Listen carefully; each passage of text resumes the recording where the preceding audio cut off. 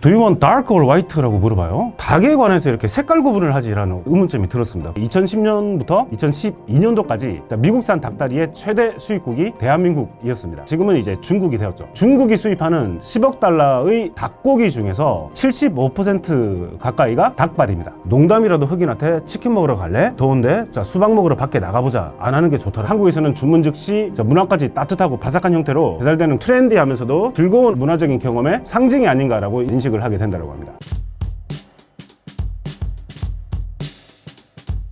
안녕하세요. 신사임당 구독자 여러분들, 다시 만나 뵙게 해서 반갑습니다. 저는 미국학을 전공했고 주로 이제 미국 문화 관련된 연구를 계속 해왔었고, 컨텐츠로 풀어낸 알기 쉬운 미국 문화 책을 쓴 김상조라고 합니다. 미국 치킨집에서 주문할 때 한국인이 가장 당황하는 질문은 무엇인가요? 제 개인적인 말씀을 이렇게 들으면, 제가 처음에 이제 미국에 가가지고 치킨이 좀 되게 먹고 싶은 날이 있었습니다. 그래서 이제 미국에서 유명한, 그때 제가 알고 있었던 유명한 치킨 프랜차이즈 하면은 이제 KFC가 좀 대표적이잖아요. 그래서 거기를 가가지고 치킨을 이제 주문하고 싶어가지고 점원한테 가서 이제 주문을 했던 기억이 있는데, 보통은 우리는 치킨집을 가면 치킨 한 마리 주세요 하면 되잖아요. 근데 미국 사람들은 한 마리를 주문하는 게 아니고 주로 이제 8피스 치킨을 주세요 이러면 한 마리를 주는 거더라고요. 그래서 이렇게 미국은 이제 닭을 자르는 부위들이 우리하고 약간 틀리기 때문에 그 8피스를 달려가면 치킨 한 마리를 준다고 이렇게 알고 있어가지고 Can I have an 8piece chicken please? 라고 했어요. 그래서 치킨 한 마리 주십시오 라고 했더니 근데 제가 예상치도 않았던 그런 어떤 질문을 받게 됐거든요. 어떤 질문이었냐면 Do you want dark or white? 라고 물어봐요. 그래서 이제 white를 원하나 아니면 dark를 원하나 그런 질문이었는데 어떻게 닭에 관해서 이렇게 색깔 구분을 하지라는 그런 어떤 의문점이 들었습니다. 근데 갑자기 뜬금없이 이렇게 듣는 질문이었기 때문에 어떻게 답을 할지 몰라가지고 이렇게 가만히 있다가 또 생각을 하고 있었는데, 그 사람이 다시 되풀이해서 이렇게 물어보고 또 생각을 하고 있었는데, 영어를 못하는 줄 알고 그 점원이 이제 뒤에 있는 그 치킨 바스켓에 가가지고 양손에 이렇게 들고 와서 이제 저한테 보여주더라고요. 어떻게 보여주냐면 오른손에 있는 게 This is white, 그 왼손에 있는 게 This is dark라고 하면서 dark는 무엇인가, white는 무엇인가 라고 했더니, 치킨에서 미국 사람들이 구분하는 그 dark 부위는 우리가 알고 있는, 우리가 가장 치킨에서 한국 사람들이 선호하는 주로 이제 닭다리 부위라고 하죠. 그리고 이제 허벅지 부위, 그래서 다리와 허벅지 쪽 부위를 dark 부위라고 하고, 화이트 부위는 주로 이제 닭가슴살 부위, 이제 브레스트라고 하는데, 그쪽 부위로 이렇게 구분해서 살더라 라고 하는 걸 그때 처음 배웠죠. 그러면 dark 부위를 닭다리와 허벅지라고 하는데, 그럼 닭다리를 우리가 다리하면 피트잖아요. 근데 피트라고 안 하고 이제 드럼스틱이라고 하더라고요. 그래서 우리가 말하는 치킨 닭다리를 미국 사람들은 이제 드럼스틱이라고 하는데, 그럼 드럼스틱은 그 드럼을 치는 북채라고 하잖아요. 근데 이거 왜 닭다리를 드럼스틱이라고 하는가 봤더니, 예전에 유럽에서 전통적으로 드럼, 이제 북을 칠 때 이제 북을 치는 채 있죠. 그 채가 닭다리하고 좀 비슷하게 생겼다고 그래가지고 그때부터 이제 그거를 드럼스틱이라고 이제 불러서 이제 왔는데, 그러면 이제 다크 부위하고 화이트 부위를 왜 구분을 그때 했나? 예전에 이제 18세기, 19세기 때 어떤 식탁에 치킨 부위가 올라오는데, 치킨 부위를 다리살, 허벅지살, 닭발, 이런 그 브레스트, 이런 부위로 이렇게 특정 부위를 구분지어서 이렇게 말을 하고 치킨을 소비를 하는 게, 섭취를 하는 게 되게 좀 불편하게 이렇게 느껴졌다고 하더라고요. 그래서 조금 완곡하게 좀 표현을 많이 바꾸자. 그래서 서양인들이 좀 선호하는 부위를 그냥 화이트 부위, 가슴살이라고 하고, 가슴살을 선호를 하니까 선호하지 않는 그런 좀 말하기도 약간 불편한 닭다리, 허벅지, 그런 부위를 차라리 다크라고 이제 구분을 좀 짓자라고 해서 그때부터 그런 구분법이 이렇게 생겨났다고 그러더라고요. 한국인들이 좋아하는 닭다리를 미국인들은 오히려 기피하는 이유는 무엇인가요? 미국인들은 화이트 부위를 선호하고 닭다리를 좀 기피하는, 그러니까 다크 미트 부위를 기피하는 경향인데, 여기에는 좀 복잡한 이유가 있습니다. 그래서 몇 가지 이유를 좀 설명드리면, 첫 번째로 미국 사람들은 그 다크 부위, 그 다리에 관련된 어떤 다크 부위의 고기를 조금 더럽게 생각을 한다고 하더라고요. 왜냐하면은 닭의 다리 자체가 이제 땅에 좀 맞닿아 있기 때문에 좀 다크 부위를 지저분한 부위로 여기는 그런 경향이 좀 있다고 합니다. 그리고 또한 다크 부위가 닭의 외형을 이제 그대로 보여줘가지고, 그래서 이제 한때 좀 움직였던 닭의 부위를 연상시키는 좀 그런 불편함을 미국인들이 느낀다고 하더라고요. 왜냐하면은 미국 소비자들은 닭 닭고기나 어떤 소고기, 돼지고기를 섭취를 할 때 주로 이제 껍질을 벗기고 뼈가 발라진 필렛 형태로 이제 섭취하는 그런 문화에 익숙해가지고 그래서 가공된 형태인 화이트 부위를 좀 선호를 한다고 합니다. 자, 그리고 자, 두 번째 이유는 그 맛과 질감 선호를 들 수가 있는데 미국인들은 좀 산뜻한 맛하고 부드러운 질감으로 인해서 닭가슴살을 이렇게 선호를 한다라고 해요. 자, 반면에 예전에도 우리 시골에 시골닭이라고 우리가 느끼듯이 어떤 인식이 있었냐면 닭다리는 조금 질기다는 인식이 있었죠. 그래서 예전에 미국에서도 뭐 18세기, 19세기 때 주로 이제 닭을 방목의 형태로 키우고 살 때 닭의 어떤 닭다리 부위가 좀 질기다는 어떤 그런 인식이 있어가지고 그런 좀 질긴 식감을 가지고 있는 닭다리보다는 좀 산뜻한 맛과 좀 부드러운 질감을 가지고 있는 그런 닭가슴살을 선호를 한다고 합니다. 자, 그리고 세 번째, 자, 우리가 좀 잘 알고 있는 닭가슴살 다이어트 같은 게 있죠. 그래서 미국 사람들의 인식에 좀 지방 함량하고 칼로리가 낮은 화이트 미트를 조금 균형 잡힌 식단의 어떤 필수적인 음식으로 자, 그렇게 선택을 한다라고 합니다. 자, 그리고 또 어떤 문화적인 영향을 줄 수가 있는데 자, 역사적으로 미국 요리는 좀 유럽 요리에 많은 영향을 받았는데 자, 유럽에서는 전통적으로 화이트 미트가 다양한 요리의 식재료로 주로 많이 좀 사용되었습니다. 그게 한 네 번째 이유로 말씀드릴 수가 있고 다섯 번째는 광고와 마케팅에 어떤 영향을 줄 수가 있는데 1960년대 이후부터 치킨을 한 마리 통째로 해서 판매가 가능했던 게 법이 바뀌어가지고 이제 부위별로 이렇게 해서 팔아도 된다라고 하는 어떤 그런 것들이 1960년대 이후부터 가능해졌는데 이거를 이제 부위로 나눠서 이렇게 판매를 하다가 보니까 미국 가금류 산업의 사람들이 어떤 생각을 하냐면 만약에 미국 소비자들에게 특정 부위가 몸에 더 건강하고 좀 섭취하기도 훨씬 더 좀 바람직하다라는 인식을 심어준다면 그 특정한 부위에게 좀 프리미엄 가격을 책정을 해서 보다 더 많은 이윤을 남길 수 있겠구나 라고 좀 생각을 했다라고 해요. 그래서 그 어떤 마케팅을 많이 그 이후에 이제 펼치기 시작하냐면 화이트 부위, 그러니까 가슴살 부위가 여러분들에게 훨씬 몸에도 건강한 좋은 어떤 선택지가 될 수 있습니다 라고 하는 그런 인식을 많이 심어줬다라고 해요. 그래가지고 미국 사람들이 화이트 부위를 선호를 많이 하게 되었다고 합니다. 그래서 2025년도 9월 기준으로 해가지고 미국 사람들이 어느 정도로 닭가슴살을 선호를 하냐면 가격을 보고 우리가 알 수가 있는데 2025년도 9월 기준으로 그 닭다리 가 미국에서 파운드당 1.8불 정도 한다라고 해요. 자, 반면에 닭가슴살은 파운드당 4.71달러로 거의 한 두세 배 정도 더 많이 가격이 좀 비싸게 팔린다고 합니다. 그래서 닭가슴살이 4.71달러로 판매된다는 것은 우리나라에서 판매되는 닭가슴살의 거의 2배 이상의 가격으로 판매가 된다는 것이겠죠. 닭고기 선호 부위의 차이가 국가 간 무역에는 어떤 영향을 미쳤나요? 자, 그래서 이제 미국 사람들이 선호하지 않는 그 다크미트 부위를 어떻게 처리를 해야 될지 하는 그런 고민들이 많이 생기겠죠. 왜냐면 계속 소비가 안 되니까 쌓이고 쌓여서 폐기 처분되는 다크미트 부위들이 너무 많아지니까 그래서 이 가금류 업자들이 이제 문화를 연구를 하기 시작을 해요.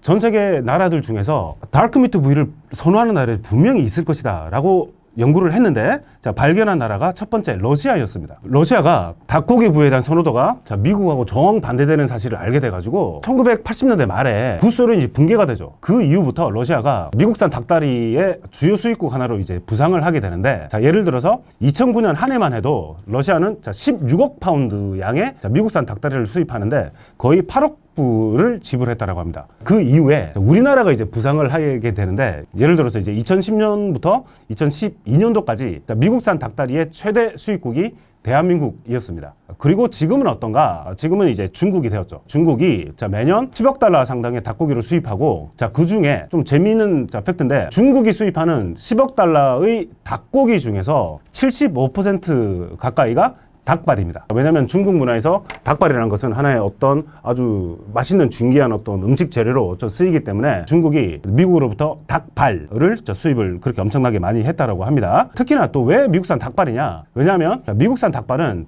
타 국가들의 닭발에 비해서 상대적으로 크기 때문에 좀 인기가 많다라고 합니다. 그래서 결론적으로 말씀드리면 미국에서 버려질 정도로 인기가 없는 닭 부위가 다른 곳에서는 가장 선호되는 부위가 되면서 이는 이제 어떤 지구촌 사람들 간의 어떤 무역이 발달하게 된 궁극적 이유가 되었다라고 말씀드릴 수 있겠죠. 미국에서 흑인에게 치킨 이야기를 하는 것이 금기시된다고 하는데 왜 그런 건가요? 자, 왜냐하면은 미국에서 흑인에게 특히 프라이드 치킨이나 수박에 대한 이야기를 꺼내는 것은 의도치 않게 흑인 상대방에게 인종차별적인 어떤 모욕을 줄 수가 있어서 이거는 매우 민감하게 여겨지고 금기시되는 어떤 그런 경향이 있습니다. 자, 왜냐하면 이 치킨과 수박이라는 이 두 음식이 오랜 기간 동안 미국의 인종차별주의자를 이겨가지고 흑인을 조롱하고 비하하는 어떤 고정관념의 상징으로 악용되어 왔기 때문입니다. 어떤 역사적인 유래를 말씀드리면 프라이드 치킨은 원래 아프리카계 미국인들에게 역사와 문화가 담긴 아주 소중한 음식이었습니다. 그래서 이들에게는 프라이드 치킨이 소울푸드의 어떤 상징 중에 하나인데, 왜 그러냐면 이는 남부의 흑인 노예들이 백인 지주가 먹지 않고 남긴 상품성이 어떤 낮았던 부위들이 있거든요. 예를 들어서 이제 날개, 목, 발 같은 건 그런 부위들을 버리기 아까우니까 흑인 노예들한테 주는데, 그거를 이제 흑인 노예들이 활용해서 기름에 튀겨서 먹었던 그런 요리에서 유래가 되었다고 합니다. 자, 그래서 흑인들에게 프라이드 치킨은 그 당시에 어떤 고난 속에서도 피어난 어떤 강한 문화적인 유산으로 남아 있었죠. 자, 그랬던 것들이 남북 전쟁 이후에 노해방이 이제 흑인들이 되면서 백인 우월자들이 어떤 다양한 문화 콘텐츠를 통해서, 예를 들어서 블랙페이스, 어떤 그 민스트레 쇼 같은 것들이 있거든요. 아니면 어떤 영화 또는 어떤 캐리커처 같은 것들을 통해서 흑인이 치킨을 먹는 모습을 게으르고 세련되지 못하고, 그리고 아주 흑인들은 단순한 사람으로 묘사하는데 이용을 했다고 합니다. 그래서 흑인이 치킨을 먹는 모습을 좀 게으르고 세련되지 못하며 좀 단순한 사람으로 묘사하는데 악용이 되었다고 합니다. 그래서 이는 흑인이 어떤 빈곤하고 미개한 존재라는 점을 강조하는 그런 수단으로 변질이 되었다고 합니다. 그래서 결과적으로는 흑인에게 치킨을 언급하는 것은 당신은 그저 치킨만 좋아하는 좀 단순한 사람이라는 과거의 어떤 인종적인 편견을 던지는 그런 행위로 해석이 될 수 있다고 합니다. 이거는 제가 미국에 있을 때 가장 절친했던 그 대학원 동기생이 있었거든요. 그 동기생이 미국 남부에 그 흑인들이 다니는 대학교가 있습니다. 그 대학교에 학생회장을 했던 친구였는데, 그 친구가 그때 저한테 이야기를 해주더라고요. 어디 가가지고 농담이라도 흑인한테 치킨 먹으러 갈래? 아니면 더운데 수박 먹으러 밖에 나가보자 라고 하는 그런 말들은 농담이라도 안 하는 게 좋다라고 그때 이야기를 하면서 이 설명을 했던 기억이 저한테 있습니다. 자, 그리고 수박도 마찬가지인데, 수박도 흑인 노예들이 어떤 제한된 땅에서 유일하게 경작할 수 있었던 그런 작물 중에 하나였는데, 이제 수박을 먹으면 좀 갈증이 좀 해소가 되잖아요. 그래서 노예 해방이 되고 나서 흑인들이 이 수박을 통해서 경작법을 배우고 수박을 판매함으로써 이익을 창출할 수 있는 어떤 사업적인 어떤 기술이나 노하우를 얻기 시작을 했다고 하더라고요. 자, 그런 모습들을 백인들이 너무 보기 안 좋아가지고, 그래서 수박을 먹는 흑인들의 모습, 수박을 파는 흑인들의 어떤 탐욕스러움, 자, 이런 것들을 다양한 어떤 문화 콘텐츠를 통해서 어떤 흑인의 어떤 야만성을 상징하는 것들로 흑인들을 공격을 하는 어떤 수단으로 이용을 해가지고, 자, 그래서 그런 것들이 지금에도 많은 흑인들의 인식에 자리 잡고 있어서 흑인들은 집에서는 치킨을 먹죠. 수박도 먹겠죠. 그런데 어떤 공개된 공적인 어떤 장소에 가가지고 남들이 보는 곳에서 치킨을 먹는다거나 수박을 먹는 거를 웬만하면 조금 삼가하는 그런 문화들이 있다고 합니다. 최근에는 외국인들이 한국 치킨을 맛보고 놀라는 반응들이 많은데 그 배경은 무엇일까요? 지난주에도 미국 CBS 방송에 한국 치킨을 소개하는 뉴스가 나오더라고요.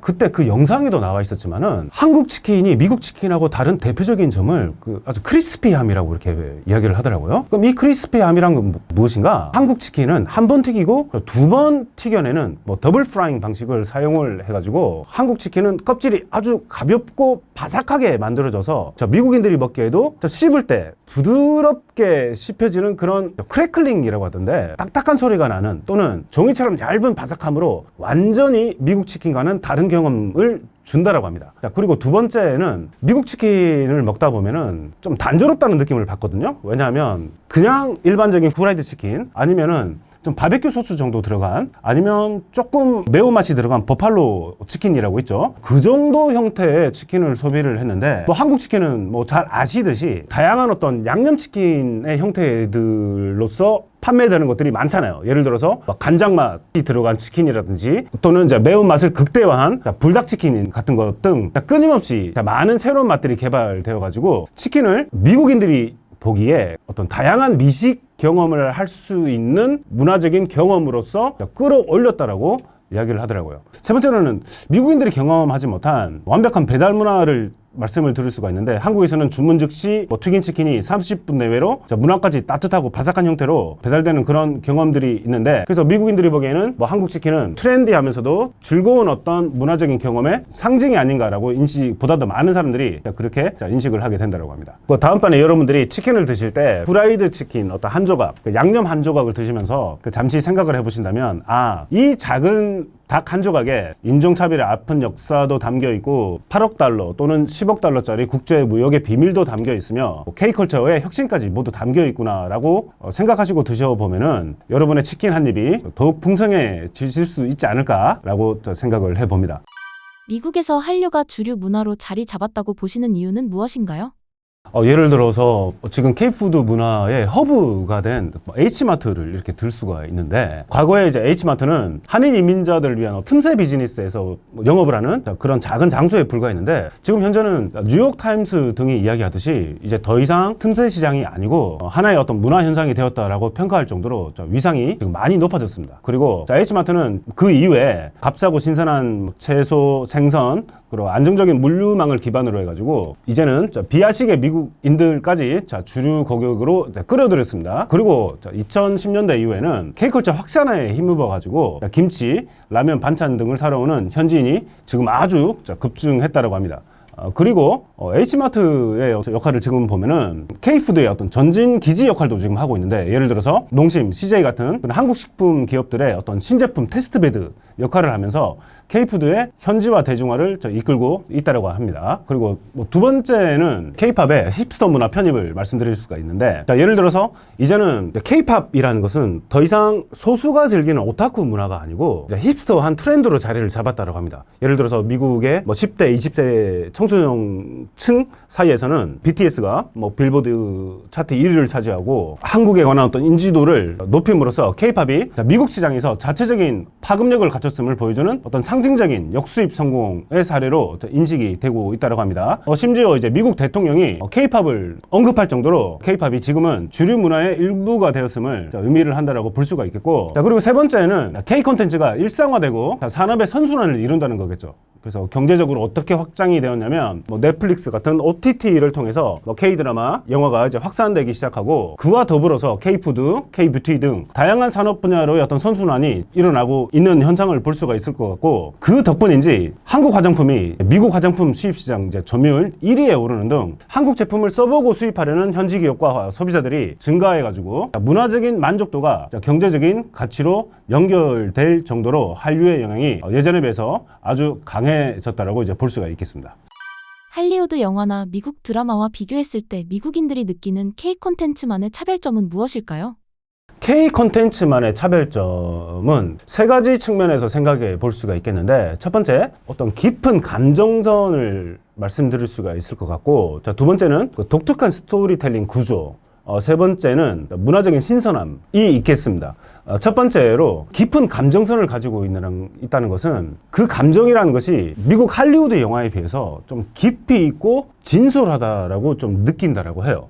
왜냐면 전형적인 할리우드 영화는 사건 전개하고 빠른 결말에 초점을 맞춘다면 K 콘텐츠는 여러 가지 다양한 감정들이 들어가 있죠. 예를 들어서 사랑, 슬픔, 분노, 가족 간의 갈등 등을 길고 섬세하게 묘사를 해가지고 그 영화나 드라마에 들어있는 캐릭터에 대한 몰입도가 좀 높아집니다. 그 대표적인 영화나 드라마가 어떤 것이냐면 나의 아저씨를 좀 들 수가 있습니다. 그래서 나의 아저씨도 많은 미국인들에게 사랑을 받았던 드라마인데 왜 이렇게 사랑을 받았나를 생각을 해본다면 이 나의 아저씨 안에 들어있는 한국 특유의 어떤 정문화 속에서 팍팍한 삶을 살아가는 두 인물이 서로를 위로하고 공감하는 과정을 어떤 인간적인 연대로 그려내는 큰 울림을 주었다라고 합니다. 그게 미국 드라마와 조금 다른 면이 느껴졌다라고 보는 미국 사람들이 참 많았다라고 하고, 두 번째로는 어떤 멜로드라마의 좀 순수성도 느낀다라고 하는데, 미국의 전형적인 로맨스 드라마하고는 다르게 K-드라마의 멜로는 순수하고 애틋한 감정선을 오랫동안 유지하면서 시청자들의 어떤 향수를 자극한다라고 해요. 그 대표적인 드라마가 사랑의 불시착인데, 우리가 잘 아시겠지만 사랑의 불시착이라는 그 드라마 안에서 극 중에 어떤 설정이 불가능한 설정이잖아요. 그런데도 두 주인공이 서로를 향한 어떤 마음을 지켜가는 어떤 과정, 극도로 순수하고 헌신적으로 그려져 있는 그런 어떤 인간적인 어떤 연대감, 유대, 사랑이 시청자들로 하여금 많은 어떤 인간적인 향수를 불러일으켰다고 합니다. 그래서 좀 인기를 얻었다라고 하고, 그리고 세 번째로는 한국의 어떤 영화나 드라마는 그 장르의 혼합과 그 신선한 반전이 있다라고 느낀다라고 해요. 그래서 장르의 혼합이라는 것은 같은 드라마나 영화 안에서 코미디, 스릴러, 로맨스, 사회 비판 같은 여러 가지 장르가 자연스럽게 혼합이 되어가지고 단순한 단일 장르에 익숙한 미국 시청자들에게 신선함을 준다라고 해요. 예를 들면 그 대표적인 게 한국 사회의 어떤 부조리, 계층 간의 불평등, 교육 경쟁 같은 현실적이면서도 사회적인 이슈를 생각해 보게끔 했던 기생충, 오징어 게임 같은 것들을 보면서 미국인들 역시 자본주의 사회의 어떤 극한 경쟁을 미국인들만 겪는 것이 아니고 자본주의 사회를 살고 있는 모든 사람들이 함께 공감할 수 있는 그런 콘텐츠를 K 문화가 이렇게 만들어내는구나 라고 하면서 보다 더 많은 사람들이 한류에 빠져든다라고 합니다. 자, 그래서 이런 요인들 때문에 그래서 한류가 예전에 비해서 보다 더 많은 인기를 얻으면서 할리우드 컨텐츠와 다른 어떤 차이점들을 많이 만들어가고 있는 게 아닌가 생각해 볼 수 있겠습니다. 한국 유학을 오는 외국인 학생들이 말하는 한국의 매력에 대한 사례를 소개해 주신다면요? 이번 학기에 제 수업을 들었던 그 외국인 학생들한테 물어봤었거든요. 그래서 다양한 국적을 가지고 있는 학생들이었는데 뭐 러시아, 우즈베키스탄, 중국, 뭐 독일, 심지어는 몰도바 학생도 있었습니다. 그 몰도바가 어디 있나 물어보니까 저도 처음 알았는데 그 우크라이나 옆에 있는 그 나라에서 그 애띤 여학생이 한국에 너무 오고 싶어서 이제 교환학생으로 와서 제 수업을 들었던 학생이었는데 그 학생들한테 그 중간고사 때 질문을 하나 따로 추가를 해서 물어봤었습니다. 한국에 와서 느꼈던 어떤 장점, 단점이 무엇이 있는가라고 물어봤었는데 그 러시아 여학생이 이런 말을 하더라고요. 자기는 한국에서 4년 동안 살았는데도 한국인들에 대해서 이해를 못하고 있는 게 하나가 있대요. 그래서 뭘 이해를 못하겠나라고 물어보니 지금 춥잖아요. 지금 겨울철인데 이 추운 겨울날 한국인들은 위에는 두터운 방한복을 입고 있으면서 발은 왜 맨발이 다 나오는 슬리퍼를 신고 다니는지 자기는 도저히 이해가 안 된대요. 이 추운 겨울날 왜 밖에 슬리퍼를 신고 다니는지. 그래서 생각을 해보죠. 그 말을 듣고 나도 그러고 있었던, 가끔씩 나도 빨리 뭐 음식물 쓰레기 버리러 가면은 슬리퍼를 신고 추운데 이거 하고 신발은 대충 슬리퍼 신고 나갔다가 들어오잖아요. 그런 모습이 난 당연하다고 생각을 했었는데 그 추운 러시아에서 온 그 여학생의 눈으로는 그게 너무도 신기하고 이해가 불가능한 그런 문화적인 일이었다는 게 상당히 좀 신선하다고 느꼈었고, 그 다음에 그 중국 학생들이 말했던 거는 어떤 얘기를 하냐면 뭐 당연히 우리가 잘 알고 있지만 한국 사람들은 이 추운 겨울날에도 얼죽아라고 하잖아요. 이 추운 겨울에도 아이스 아메리카노를 이렇게 마실 정도로 그 차가운 어떤 물에 대한 선호를 많이 하고 있는데 기본적으로 중국인들은 차가운 물은 마시지 않는다고 하잖아요.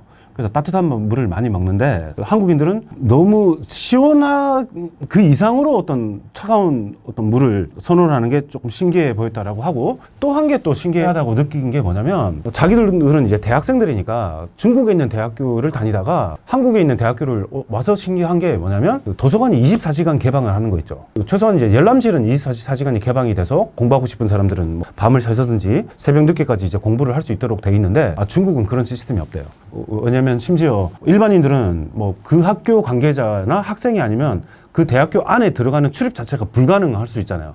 근데 한국 대학교는 교문 자체도 이제는 없잖아요. 개방형 형태로 돼 있으면서도 도서관 같은 것들이, 그런 시설들이 24시간 개방돼 있으면서도 그런 어떤 치안에 관한 그런 일들이 발생하지 않으면서 안전하게 유지가 될 수 있다는 게 너무도 신기하다고 하더라고요. 그리고 또 러시아 쪽 학생들이 또 이야기했던 게 그 데이트 문화 있잖아요. 러시아에서는 데이트를 하면은 남성이 거의 낸대요, 비용을. 그런데 한국은 보니까 뭐 남성이 조금 더 내기는 하지만 이제 더치페이 문화가 이제 많이 일반화가 돼 있잖아요. 여전히 러시아에서는 남자가 데이트를 하면 내야 되는 문화가 지금도 강하게 남아있다고 하더라고요. 그래서 그런 어떤 문화적인 차이점들, 그리고 또 대표적으로 또 이구동성으로 하는 문화적인 차이는 한국 와서 좋다라고 느끼는 거는 그 밤에 안전한 감정을 느끼고 자유롭게 밤늦게 다닐 수 있다는 거 있잖아요. 그게 한국 생활하면서 느낄 수 있는 가장 큰 장점 중에 하나라고 제가 그렇게 이야기를 하는 걸 들었습니다.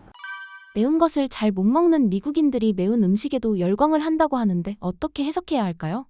원래 매운 음식을 잘 못 먹던 문화들 있잖아요. 그 일본인들도 매운 음식을 한국 되게 맵다라고 잘 많이 느끼잖아요. 그렇다면은 그 미국인들 역시 뭐 기본적으로 이제 주류 미국인들, 주류 이제 백인 문화를 우리가 생각을 해본다면 이 사람들은 이제 치즈 같은 빵, 치즈 같은 그런 문화를 기반으로 하고 있는 사람들이기 때문에 한국 음식 같은 어떤 매운 음식을 섭취를 하면 이게 어마어마하게 맵다고 느낄 수가 있죠. 근데 저도 이제 개인적으로 되게 신기했던 게 아니 불닭볶음면 같은 것들을 요즘에 영상 같은 것들이 많이 나오잖아요. 이제 불닭볶음면 챌린지 이런 것들이 많이 나오잖아요. 그런 걸 할 정도로 그게 어마어마하게 이렇게 맵다라고 느껴질 건데 왜 이렇게 매운 한국 음식에 대해서 열광을 할까 생각을 저도 해봤는데 첫 번째로 요즘 유행하는 그 한국의 매운 음식 챌린지 같은 거 있잖아요. 그래서 안전한 환경에서 그러한 위험을 경험하고 성취감을 느끼는 하나의 일종의 어떤 모험의 형태로 매운 한국 음식을 즐겨보려고 시도해보는 게 아닐까. 그리고 SNS를 통한 챌린지 문화가 요즘 많이 발달했다고 하는데 그래서 한국의 뭐 불닭볶음면, 뭐 떡볶이 같은 매운맛 자체가 하나의 어떤 밈이나 챌린지 소재로 가능하다고 해요. 그래서 요즘에 미국의 젊은 세대는 매운 음식을 먹고 괴로워하는 모습을 영상으로 찍어서 공유함으로써 재미와 주목을 많이 얻고 싶어 한다고 합니다. 그래서 일종의 이런 것들이 좀 심리적인 트렌드가 되지 않았나 생각을 해볼 수 있겠고 두 번째로는 한국적인 매운맛 있죠. 이게 어떤 차별점을 가지고 있다라고 좀 생각이 되는데 한국적인 매운맛은 복합적이면서도 맛있는 고통을 주는 매운맛이 아닌가. 예를 들어서 미국인들도 즐기는 소스가 하나 있죠. 그 타바스코 소스 같은 거 있잖아요. 우리가 그 피자에 뿌려 먹는 그런 소스 같은 게 있는데 타바스코 소스는 아주 맛이 그 매운맛이 좀 단순해요. 그래서 단순한 매운맛 통증의 개념이 강했다면은 한국적인 매운맛이라는 것은 고추장, 고춧가루, 마늘, 양파 같은 다양한 재료가 어울려져 가지고 좀 맛있는 매운맛을 낸다는 그런 평가를 받는다라고 해요. 그런 어떤 차이점들이 있어서 좀 인기를 얻지를 않나. 그리고 같은 매운맛이라도 우리가 마케팅적으로 전략적 현지화를 했다는 것도 우리가 생각해 볼 수가 있는데 예를 들어서 처음부터 이제 매운맛에 익숙해져 있지 않은 사람들한테 극한의 매운맛을 강요를 하는 게 아니고 선택지를 준다는 거죠. 약간 매운맛도 있고 오리지널도 있고 뭐 핵 불닭 맛을 가진 제품들도 있습니다 라고 해서 다양한 단계의 매운맛을 제공을 해가지고 소비자들이 자신의 취향과 한계에 맞춰 점진적으로 익숙해지도록 유도를 해서 그런 성공을 거두지 않나라고 하는 그런 측면도 우리가 생각해 볼 수가 있겠습니다. 한국을 방문한 미국인들이 가장 놀라워하고 부러워하는 KC안의 특징은 무엇인가요? 한국의 어떤 KC안은 단순히 낮은 범죄율을 넘어서 가지고 일상생활에서 느낄 수 있는 높은 자유도 그리고 즉각적인 시스템 대응력이라는 측면에서 미국 사회하고 좀 뚜렷하게 대비가 된다고 볼 수가 있겠습니다. 그래서 예를 들어서 밤에 활동을 한다거나 일상의 어떤 안전을 우리가 느끼고 싶을 때의 어떤 차이점을 생각해 볼 수가 있는데 여성이나 청소년이 밤늦게 혼자 대중교통을 이용하거나 카페, 식당을 이용하는 게 우리는 매우 일반적이죠. 그리고 영상이나 여러 가지 뉴스를 통해서 많이 나왔는데 카페에서 우리가 잠시 자리를 비울 때 지갑, 스마트폰을 테이블에 두어도 도난당하는 경우가 극히 드물다라고 하는데 미국뿐만 아니라 다른 나라 학생들한테 물어봤습니다. 그래서 같은 경우가 발생한다면 너희들 나라에서는 어떤 일이 벌어지겠니? 라고 물어봤더니 대부분 다 그 즉시 그 물건들이 다 없어졌을 거라고 이야기를 하더라고요. 그래서 미국과는 다르게 안전한 어떤 밤의 자유가 한국에서는 기본적으로 보장된다는 점을 미국인들이 많이 부러워한다고 합니다. 그리고 어떤 긴급 대응 속도를 생각해 볼 수가 있는데 어떤 긴급한 상황이 발생하거나 범죄 상황이 일어났을 때 경찰에 신고를 하게 되겠죠. 아니면 119, 미국 이제 911인데 거기에 어떤 신고를 해서 도착해서 대응을 해주는 그런 속도가 미국하고는 어마어마하게 많이 차이가 난다라고 해요. 우리는 보통 5분이나 10분 아니면 경찰이나 구급차가 이제 도착하는 반면에 미국은 같은 대도시라도 범죄가 빈번하게 발생하는 그런 지역들이 많이 있죠. 근데 그런 지역들에서 장소에서 범죄가 발생하면 경찰한테 신고를 했을 때 경찰이 1시간이나 2시간 뒤에 오는 그런 상황들도 비일비재하다고 합니다. 그리고 요즘에 미국에서 그 지난주에 총기 사고가 일어났었죠. 대학교에. 아이비리그 대학교인 브라운 대학교에서 총기 사고가 일어나서 대학교 캠퍼스에서 총기 난사가 일어났습니다. 일어나서 그 대학생들이 뭐 사망하거나 부상당하는 그런 일들이 있었는데 그런 일들은 미국에서 너무도 이제 비일비재한다라는 거죠. 왜냐하면 미국은 기본적으로 총기 소유가 자유로운 나라이기 때문에 총기 관련된 사고들이 전 세계에서 가장 많이 발생하는 나라이기도 합니다. 그런데 거기에 비해서 한국은 뭐 극도로 엄격한 총기 규제로 인해 총기 범죄가 거의 발생하지 않는다는 게 미국과 치안에 관해서는 큰 차이점이라고 느낄 수가 있고, 마지막으로는 대중교통이 아주 안전하고 깨끗하다는 점을 또 생각해 볼 수가 있겠습니다. 왜냐하면 우리나라는 승객 이동이 그 대중교통을 중심으로 일어나는 반면에 미국은 그 자동차 중심이죠. 그래서 대중교통에 대한 투자가 우리나라에 비해서는 현격히 낮습니다. 그래서 나중에 미국 대도시 예를 들어서 뭐 뉴욕, 시카고에 있는 지하철을 한번 이용을 해 보시면 제가 드리는 말씀이 어떤 뜻인지 아실 수 있게 되지 않을까 그렇게 생각을 합니다. 한류가 반짝 유행으로 끝나지 않고 오래 지속될 수 있을까요?